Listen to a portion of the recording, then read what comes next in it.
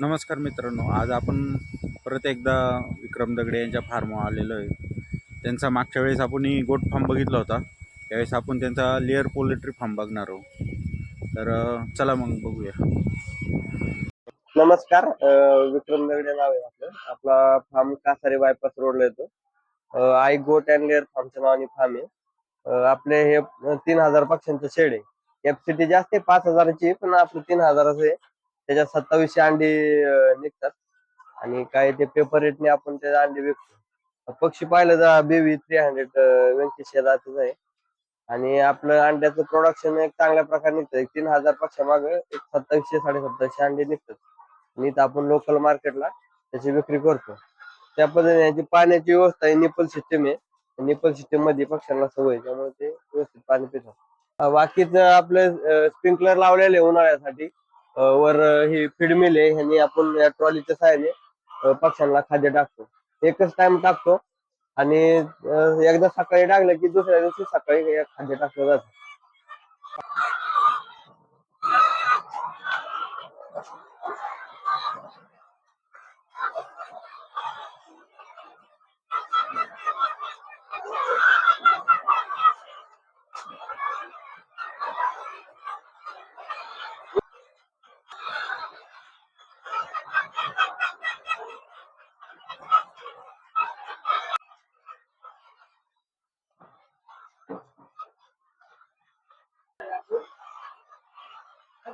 हां, हे जे आहे फीड मिल आहे. या फीड मिलद्वारे याच्यामध्ये खाद्य पडलं जातं आणि या खाद्य या पाईपामार्फत या चेंबरमध्ये जातं. त्याच्या ते खाद्य याद्वारे याच्यात चेंबरमध्ये पडलं जातं. या चेंबरमध्ये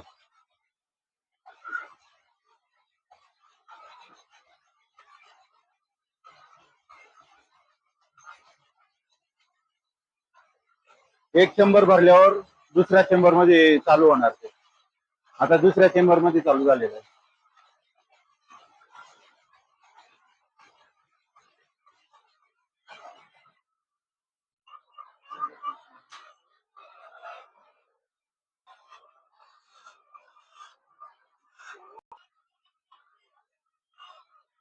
याद्वारे खाद्य पडतं आणि ही जी ट्रॉली ही मॅन्युअली हाताने लोटली तर ह्या त्या साईडला हे फिडिंग केलं जातं.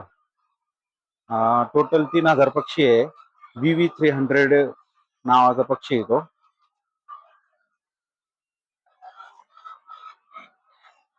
तुम्ही बघू शकता, एक नंबर क्वालिटीचा पक्षी, जास्त अंडी देणारा.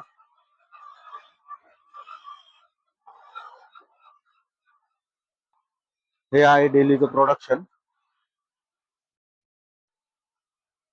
आणि तो पेपर रेटनी जो काय पेपर रेट असेल त्यानुसार अंडी दिली जातात. आता अंडी कलेक्शनचं काम चालू आहे.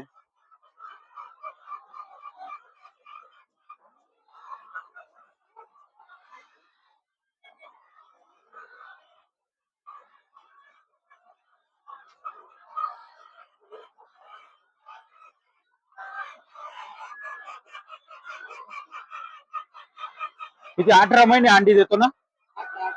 18 महिने अंडी देतो. VV300 पक्षी आहे. अंडी गोळा करायचं काम चालू आहे आता.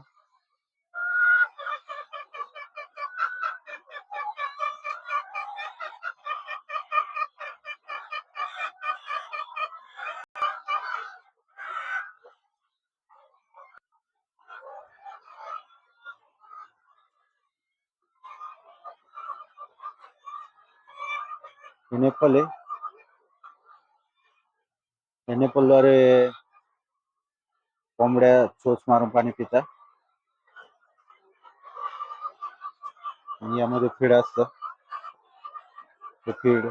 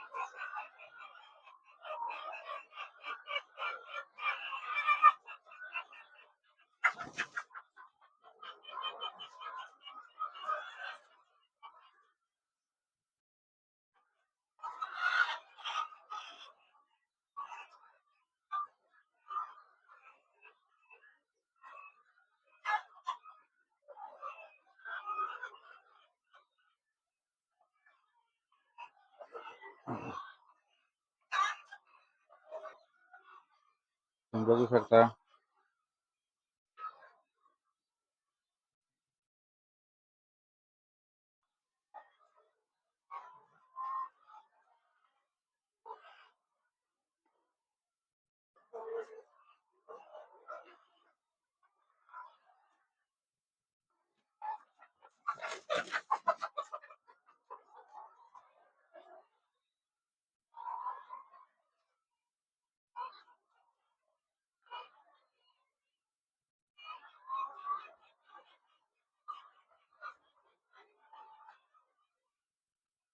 कंटिन्यू 18 महिने अंडी देते. पक्षी काटक आहे आणि प्रोडक्शन जास्त आहे.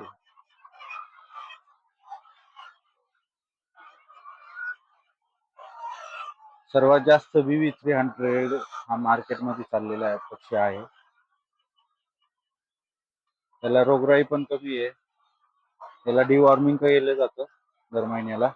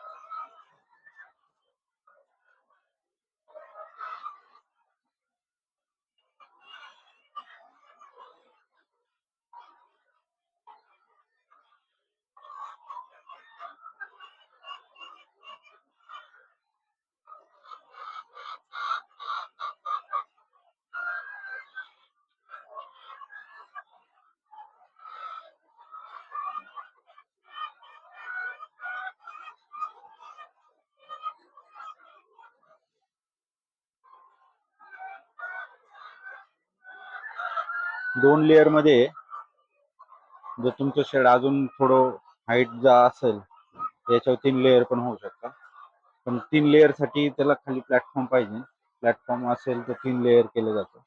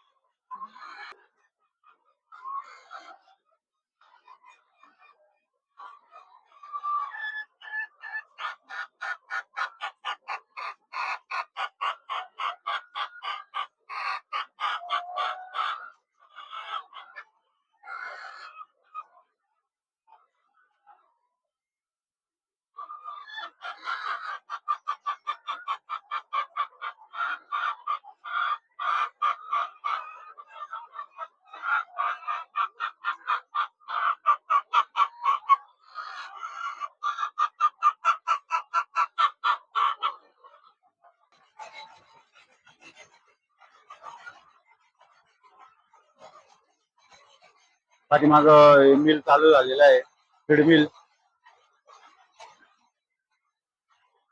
त्या फीड मिल मधून तिकडून खाद्य येतं, यामध्ये टाकलं जातं.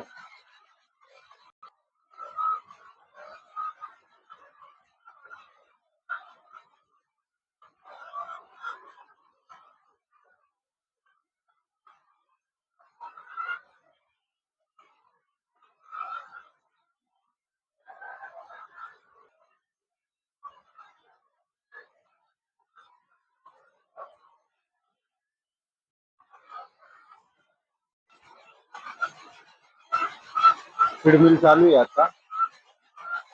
पहिला रॅक भरलेला आहे, त्यानंतर दुसरा रॅक भरला, आता तिसरा रॅक पण भरलेला आहे.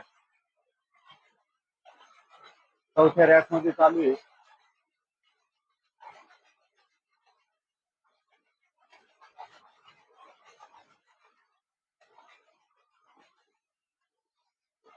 आणि तिथून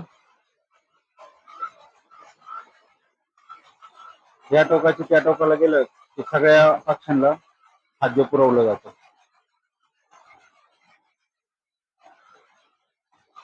आता चौथा 5वा रॅक चालू झाला.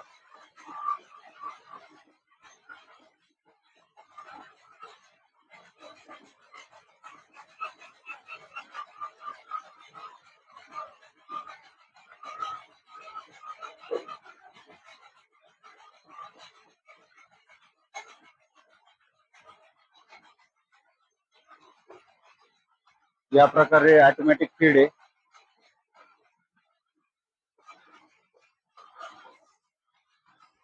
डायरेक्ट पक्ष्यांना ऑटोमॅटिक खाद्य पुरवलं जातं. याच्यातून पाणी ऑटोमॅटिक आहे आणि मेडिसिनची एक सेपरेट टाकी आहे, त्याद्वारे मेडिसिन वॉर्मिंग करण्यासाठी केलं जातं.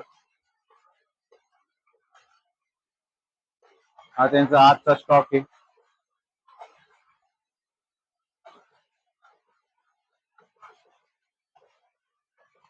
आणि खूप छान प्रकारे असा सेटअप आहे त्यांचा लेअर पोल्ट्री फार्मचा. शेजारीच त्यांचं गोट फार्मिंग पण आहे. ते गोट फार्मिंग आणि या पाईपाद्वारे फीड येऊ राहिली. फीड कशी येते आपण बघूया. ते मेडिसिनचे रॅक आहे.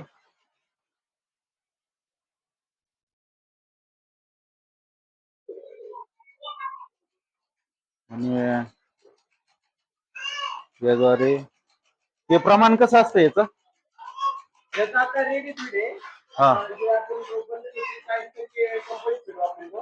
हा बाकीची मका आणि मार्बल ज्वारी असं मिक्स करून त्याच्यात ते सांगत नाही का हे कुठं आता बदलू आहे? नाही एक ऑटोमॅटिक बदलू. हा ना? फक्त कडेच बंद करायचं, बाकी सगळं ऑटोमॅटिक. त्याला 330 किलो लागतं पर डे. 3000 हा 110 ग्रॅमनी प्रत्येक पक्षाला आपण सोडतो. ट्रॉली बाहेर आली माहिती फक्त. मका टाकतो. कंपनीचं फीड येतं एक 40% वालं कॉन्सन्ट्रेट, ते एक टाकतो. मार्बल एक येतं, DRB एक येतं. त्या पद्धतीने ह्याच्यात टाकून त्या सगळ्यात ग्राइंडिंग केलं जातं. पूर्ण ग्राइंडिंग केल्यानंतर ह्याच्यात पूर्ण मिक्स केलं जातं. हा ह्याच्यावरचं ग्राइंडर आहे. हा हा ह्यात मिक्सर मध्ये जाते, मिक्सर मधून ह्यात हुपर मध्ये पडते. ह्याच्यातनं मग कन्व्हेअरनी प्रत्येक एक हो एक ट्रॉली भरत. फक्त लास्टची ट्रॉली झाली की बंद करायचं बस.